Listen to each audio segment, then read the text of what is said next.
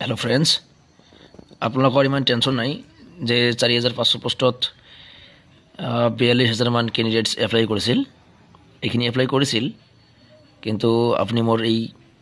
2 minute ভিডিওটো চাওক আৰু নিজে টেনশন মুক্ত হওক বেলেগকো টেনশন মুক্ত হোৱাত সহায় কৰক চাওক এতিয়া মোৰ এনালাইসিস যেতিয়া 4500 পোস্টত এপ্লাই হৈছিল তেতিয়া বিটিআৰ টেডৰ নিযুক্তি হোৱা নাই বিটিআৰ এলপিইউভি গল বিটিআৰ জিটিপিজিডি গল এতিয়া এডিআৰই গল আসাম পুলিশ গল ডিএলপিইভি গল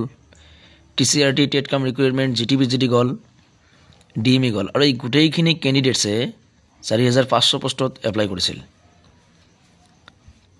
এতিয়া যদি আমি নিউ সিটেডৰ কথা কওঁ তো তিনিবাৰ সিটেড হৈছিল নিউ ক্যান্ডিডেট আহিব মোটামুটি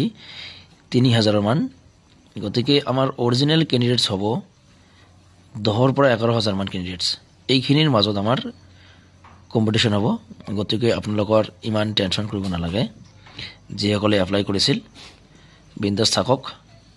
ভেৰিফিকেশন আৰম্ভ হৈ গৈছে জেনাৰেল ভেৰিফিকেশন হয়তো কেইদিনমান পিছত হ'ব তো